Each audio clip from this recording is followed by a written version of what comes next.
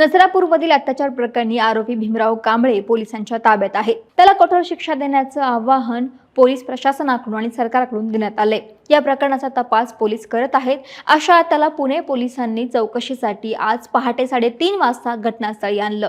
नागरिकांचा संताप पाहता कायदा सुव्यवस्थेचा प्रश्न निर्माण होऊ नये यासाठी पोलिसांनी मोठ्या कडक बंदोबस्तामध्ये त्याला घटनास्थळी आणलं होतं. चिमुकली नेमकी कुठे खेळत होती, आरोपीनं तिला कुठून सोबत नेलं आणि गोठ्यात नेमका कोणत्या ठिकाणी अत्याचार केला, या संपूर्ण प्रकरणाची पाहणी आरोपीच्या उपस्थितीमध्ये करण्यात आली. गावकऱ्यांच्या प्रचंड संतापामुळे कोणताही अनुचित प्रकार घडू नये म्हणून वरिष्ठ पोलीस अधिकाऱ्यांच्या निर्णयानुसार ही पाहणी मध्यरात्री करण्यात आली. पोलिसांनी घटनास्थळावरती जाऊन आरोपीकडून प्रत्येक बाबतीत सविस्तर माहिती घेतली. चिमुकलीच्या खेळण्याच्या जागेपासून गोठ्यापर्यंतचा संपूर्ण घटनाक्रम आरोपीकडून समजून घेण्यात आला. या प्रकारे रात्रीच्या वेळी पाहणी करण्यामागे सुरक्षा आणि तपासाच्या दृष्टीनं योग्य ते व्यवस्थापन करण्याचा पोलिसांचा प्रयत्न होता. आरोपी भीमराव कांबळेची चौकशी केली असता मिळालेल्या माहितीनुसार त्याने गायीच्या गोठ्यात अत्याचार केला. त्याच गोठ्यात तो 4 ते 6 दिवसांपासून राहत होता.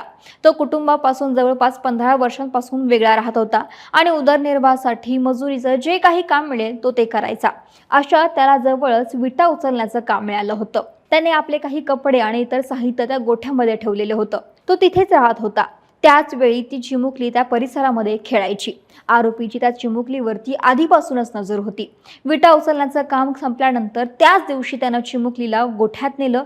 गायीचं नव्यानं जन्मलेलं वासरू दाखवण्याचा बहाणा करत त्यानं तिला गोठ्यात नेलं. गोठ्यात घेऊन जाण्यापूर्वी त्यानं तिला गाठी शेव खायला दिली.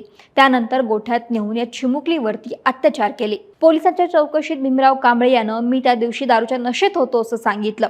मात्र हे विधान स्वतःचा बचाव करण्यासाठी केलं जात असल्याचा संशय किंवा अंदाज पोलिसांचा आहे. पोलिसांच्या माहितीनुसार पोस्टमॉर्टम रिपोर्टमधून असं समोर आलेलं आहे की आरोपी भीमराव कांबळे यानं हल्ल्यादरम्यान पीडितेच्या तोंडामध्ये मोजा किंवा कापड कोंबून तिचा गळा दाबला होता. मुलीच्या छातीवरती जखमांच्या खुणाही आढळल्या असून त्यावरून तिच्यावरती गंभीर शारीरिक अत्याचार झाल्याचं दिसून येतं.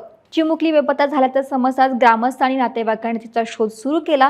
त्यावेळी शोध कामामध्ये भीमराव कांबळे हा स्वतः ग्रामस्थांसोबत सहभागी झाला होता. तो गावात त्या लोकांसोबत तिचा शोध घेत होता.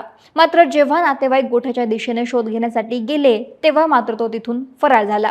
ही बाबही तपासामध्ये उघडकीस आली आहे. आता नसरापूर परिसरात ही घटना घडल्यानंतर संपूर्ण गावात संतापाचं वातावरण आहे. पोलिसांनी आरोपीला ताब्यात घेऊन सखोल तपास सुरू केला असून लवकरात लवकर या प्रकरणाचा निकाल लागण्यासाठी प्रयत्न चालल्याचं पोलिसांकडून सांगण्यात येते.